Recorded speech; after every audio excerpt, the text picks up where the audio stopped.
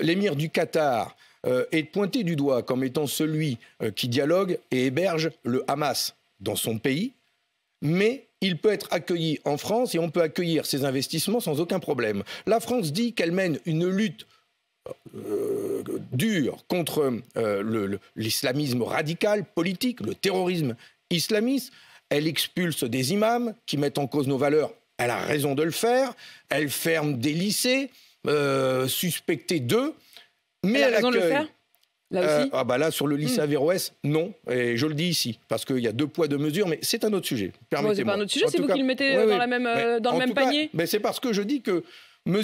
Darmanin, lui, prend des décisions de ce type, mais de l'autre côté, on accueille en grande pompe l'émir du Qatar. On va y revenir parce que vous ne pouvez pas dire ça n'a rien à voir. Mais bon, allez-y, sur le Qatar. Bonne ou mauvaise nouvelle, les 10 milliards d'euros. L'émir du Qatar pour ses investissements, sachant qu'il y a des conventions fiscales spéciales concernant le Qatar qui leur permet d'avoir des investissements ici et de payer moins d'impôts que d'autres. Ce n'est pas normal.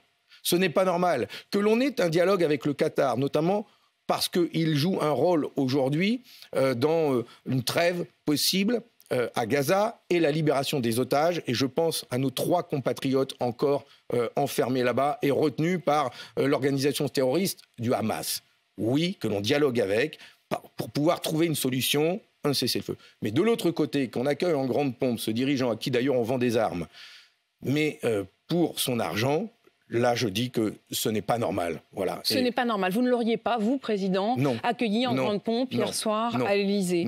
Et est-ce que vous accepteriez ou non ces sous? Est-ce qu'il faut dire non aux 10 milliards d'euros ou est-ce qu'il faut s'en réjouir? Mais on doit avoir en politique un peu d'éthique quand même et de valeurs. Puisque c'est au nom des valeurs aujourd'hui que l'on parle de l'envoi de troupes éventuelles en Ukraine, eh bien, si on a des valeurs, si on a des idées, eh bien, justement, on se dit que l'argent, selon sa provenance, eh bien, on doit être capable de dire non. Parce que cet argent-là, eh bien, c'est aussi l'argent d'un émir qui s'en prend aux droits de l'homme. Nous les avons dénoncés lors de la Coupe du Monde qui s'est tenue là-bas. Eh bien, il faut avoir des valeurs en politique. C'est quoi, c'est une forme d'hypocrisie ? Oui, c'est une forme d'hypocrisie, tout simplement. Je vous dis, l'argent n'a pas d'odeur dans le business. Est-ce que c'est plus qu'une hypocrisie? Est-ce que c'est coupable? Est-ce qu'il y a une forme? Est-ce que vous iriez jusqu'à dire qu'on fait rentrer en quelque sorte le loup dans la bergerie? Mais il y est déjà dans la bergerie. C'est du cinéma. C'est pour ça que je vous dis qu'il y a beaucoup de cinéma dans tout ça. D'un côté, il y a des discours très forts contre le terrorisme islamiste et il faut lutter contre l'islamisme politique et y mettre des moyens. Mais de l'autre côté, quand on accueille en grande pompe l'émir du Qatar, dont on sait les pratiques qu'il a dans son propre pays... Il faudrait refuser qu'il finance le PSG, par exemple. Il faudrait refuser à un moment, il faudrait aller jusque-là. On doit avoir des règles. On a des règles en éthique. Par exemple, quand on dit que des personnes qui font l'apologie du terrorisme, qui ne respectent pas nos valeurs républicaines... eh bien, doivent être expulsés. Bien sûr qu'il faut le faire.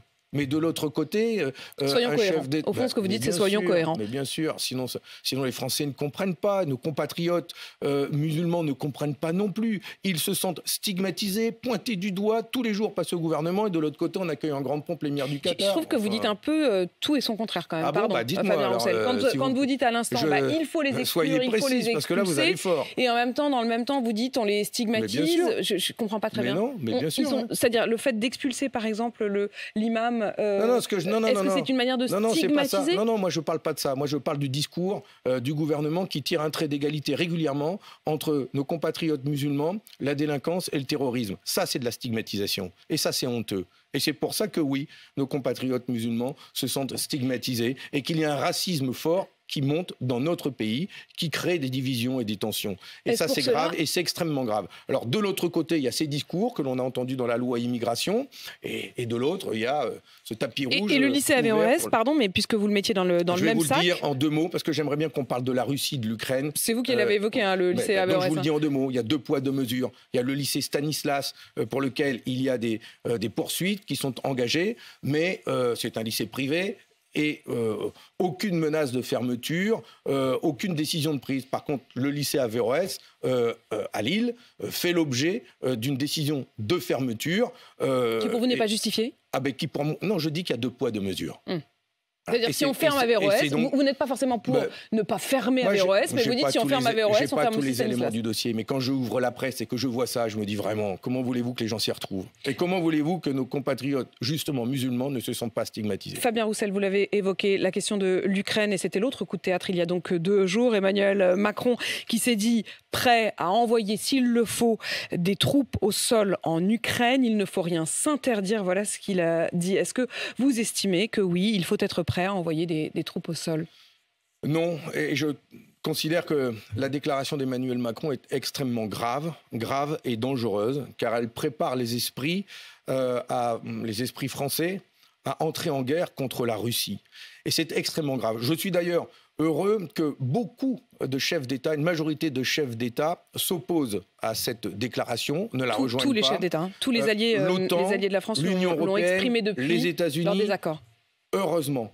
Mais malgré tout, cette déclaration est un pas de plus vers l'escalade guerrière. Et c'est en ça que je dis que c'est grave, parce que ça prépare les esprits. On se dit que peut-être demain, vu que le chef d'État en parle, cela pourrait arriver. Escalade guerrière? Oui, l'escalade guerrière, ça veut dire que, comme l'a dit lui-même le président de la République, au début de la guerre contre l'agression ignoble de Poutine contre la Russie, nous avons été, nous, de ceux qui l'avons tout de suite dénoncé dès le premier jour et qui avons dit qu'il fallait aider l'Ukraine à se défendre. Il n'y a aucune ambiguïté là-dessus.